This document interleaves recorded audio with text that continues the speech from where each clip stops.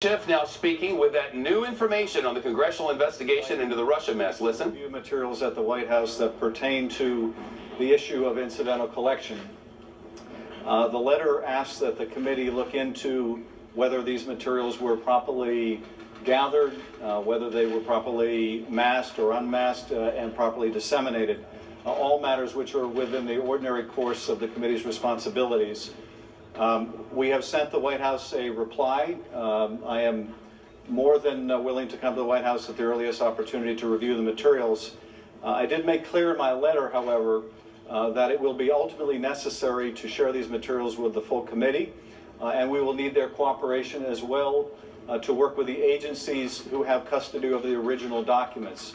When analyzing questions of whether something is properly the subject of incidental collection or whether it was properly unmasked or the distribution list is appropriate, that is impossible to do without consulting the agencies to find out how the materials were gathered and why there was a need to know in case of any unmasking of names.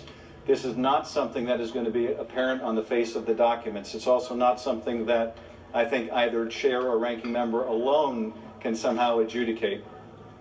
I did express in my reply to White House counsel, though, my profound concern with the way these materials are being made available to the committee.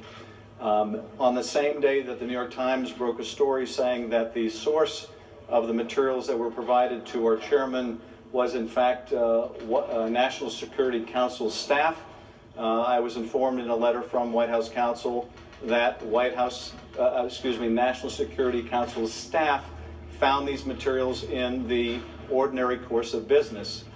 Now, that timing concerns me.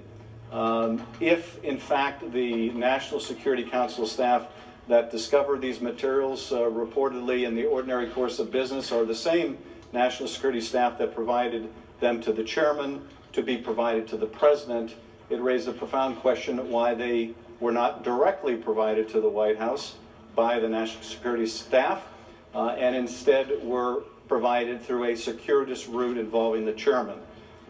If that was designed to hide the origin of the materials, that raises profound questions about just what the White House is doing that need to be answered, and I have asked the White House for their assistance in answering those questions as well.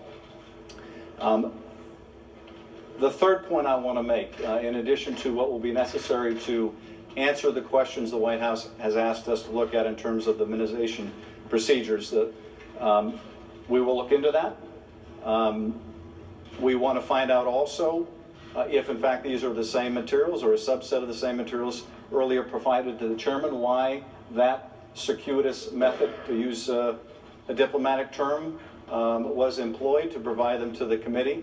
And finally, I want to make one point very clear as well. This issue is not going to distract us from doing our Russia investigation. If that's the object here, we'll not be successful.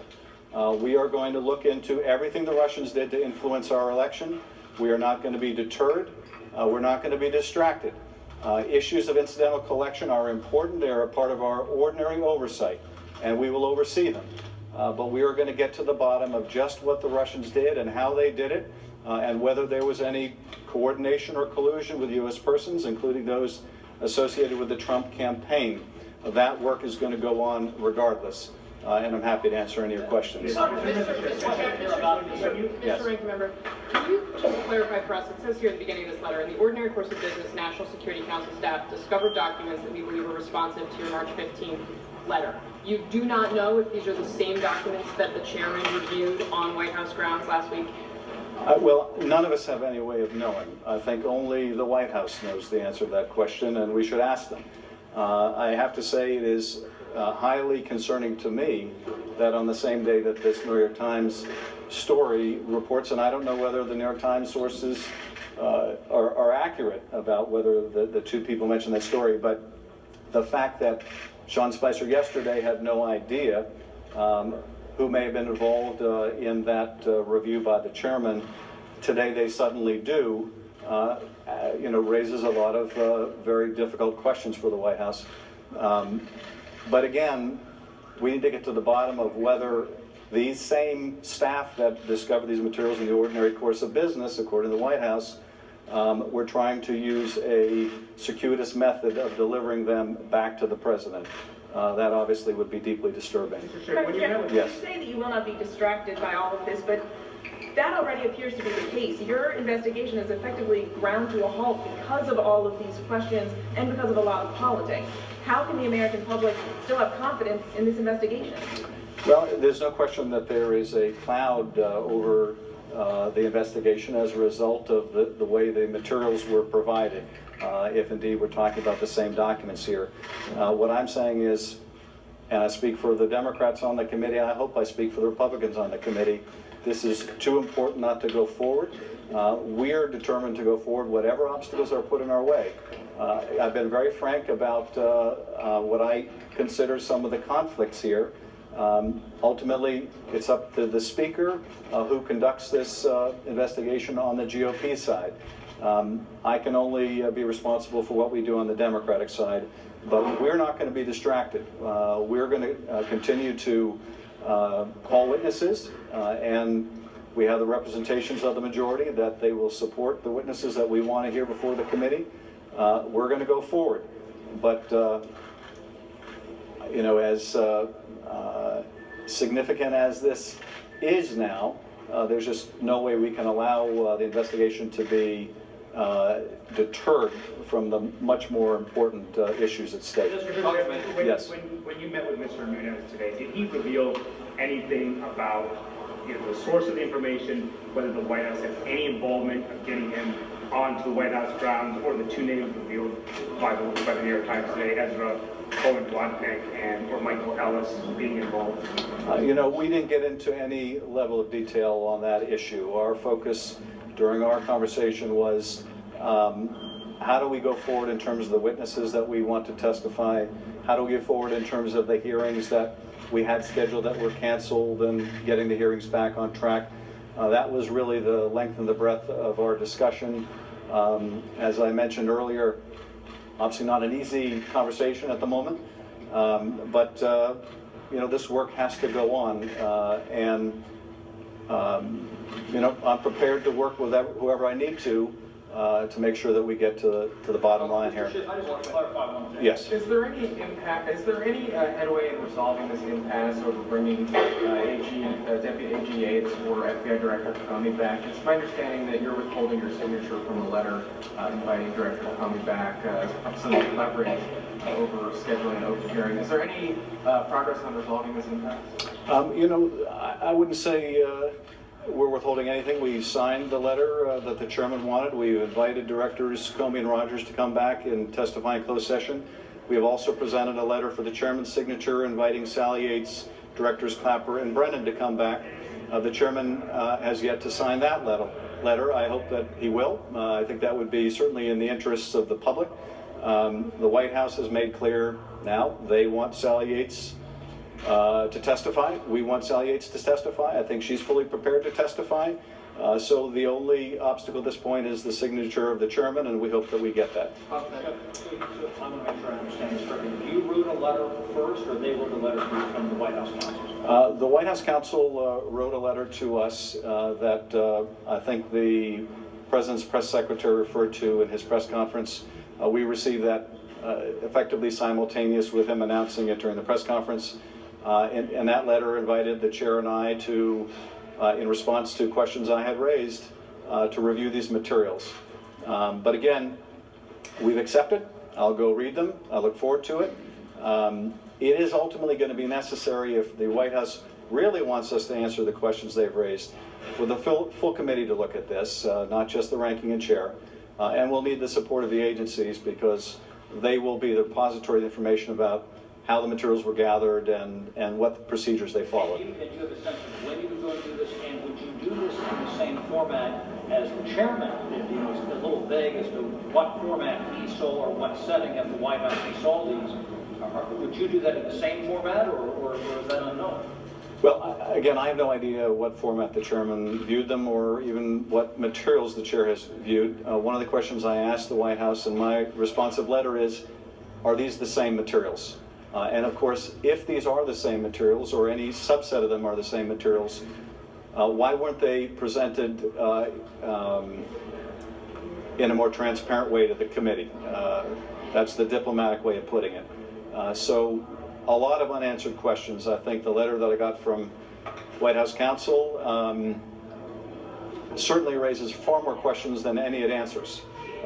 And among the most significant questions at the moment is, are these the same White House staff that reportedly discovered them in the ordinary course of business? And if they are, they just walk down the hall or across the plaza and they can present it to the White House staff or the president himself at any time. So why all the cloak and dagger stuff? And that's something that we need to get to the bottom of. I hope we'll get the White House cooperation on that issue as well. No timeline when you go down. Well, I'm ready to go any time, and if the I'm happy to go tomorrow.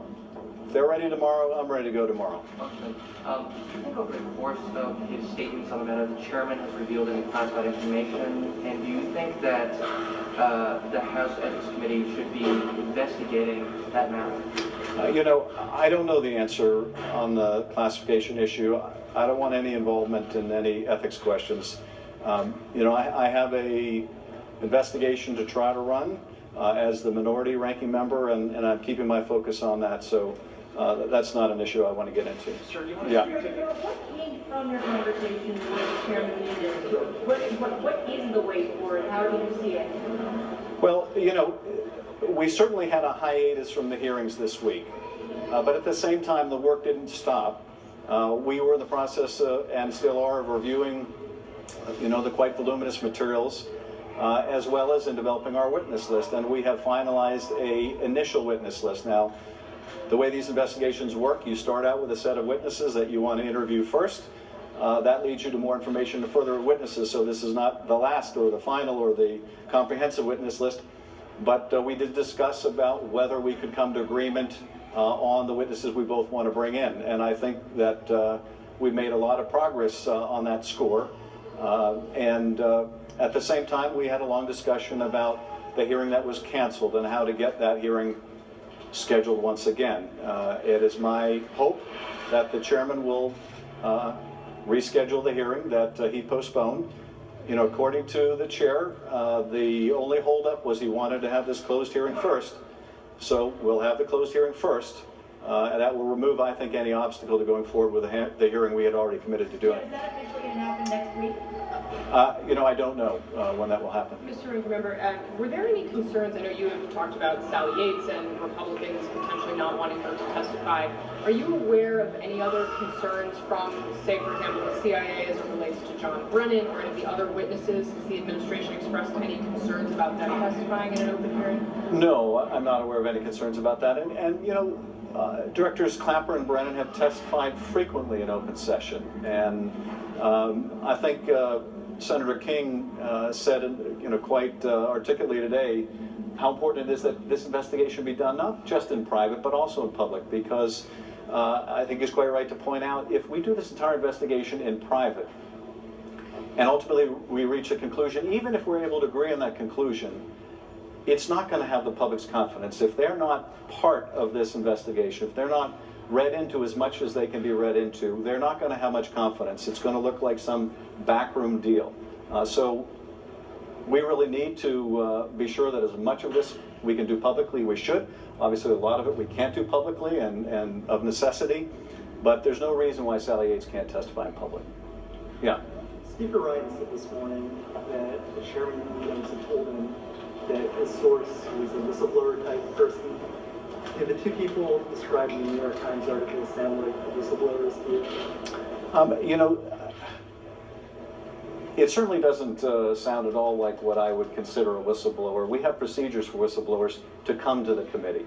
When they come to the committee, they are protected. They provide whatever materials or information they have, and they're protected. That procedure wasn't followed here.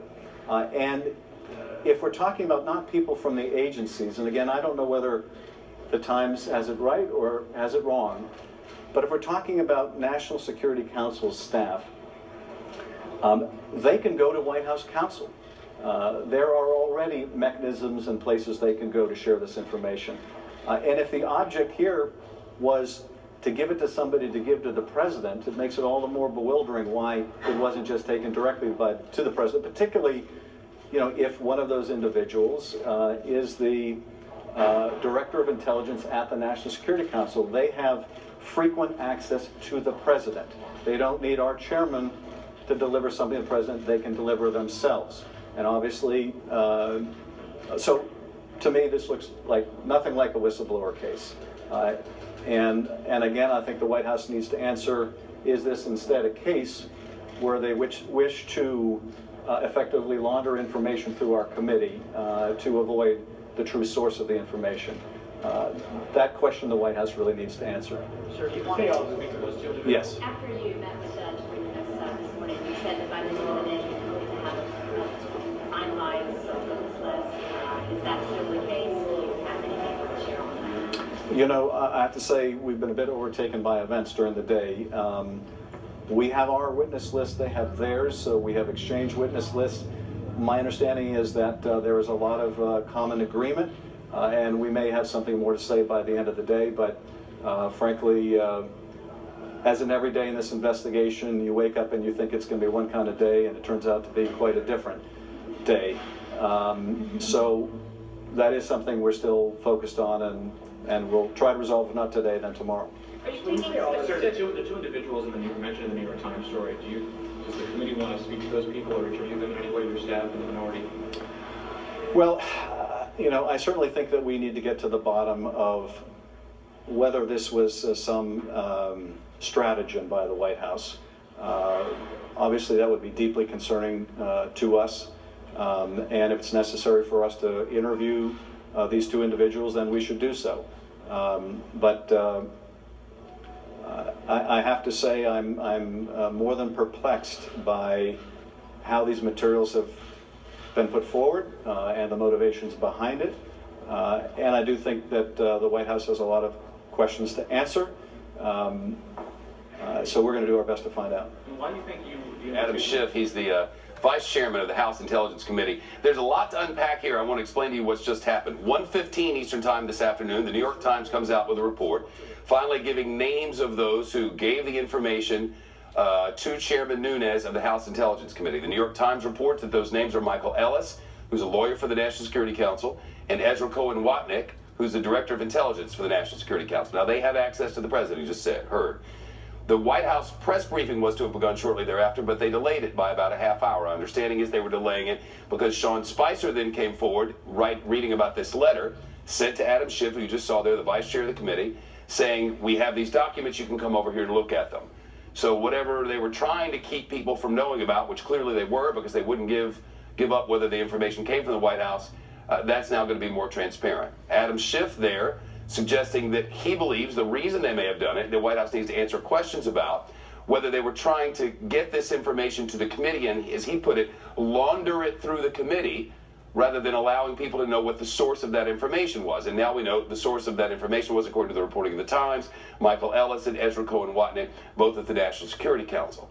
So what is this all about? Well, this is about information that Devin Nunes saw from those two at the Eisenhower Executive Office building, and we believe that information was names of people who may have been caught up in incidental contact with a FISA security, with surveillance of foreign players. Now, who is that? Well, we can't know for sure because they can't talk on the record, but here's what we believe has happened. We believe that Sergei Kislyak, the ambassador to the United States from Russia, and also a known Russian spy and Russian spy recruiter in Washington, that he was under surveillance. After all, if you're a Russian spy, you're under surveillance. That's the normal course of events. He's said to have been a Russian spy for decades, so he's under surveillance. So whoever he spoke to would be caught up in incidental contact, because everything he says on the phone, everything he writes online, everything is collected by our security apparatus, by our intelligence sources. And if he talked to you, then you would have been caught up incidentally in this security. So the thinking is, though we're not sure about this, we'll know soon enough, the thinking is that these two guys gave this to Devin Nunes and said, here, there's some people caught up in incidental collection here. And they made that a sort of look over here, don't pay attention to the fact that the question is whether there was collusion between Team Trump and the Russians. There's no decision has been reached on that. They're still investigating that matter. There's a criminal investigation and 2 congressional investigations, but that's the question. But why give this paperwork in this clandestine way to Devin Nunes when these 2 members of the National Security Council could have gone straight to the president? Well, the congressman there, the Democratic congressman who's the vice chairman of the committee, says they did it. They want to know if they did it because what they were trying to do is launder that information through this committee so that nobody found out what the real source of that information was. It's a bit of a Washington, tangled web. They'll get to the bottom of it, they assure us. Should news break out, we'll break in because breaking news changes everything on Fox News Channel. The Dow is up on the session.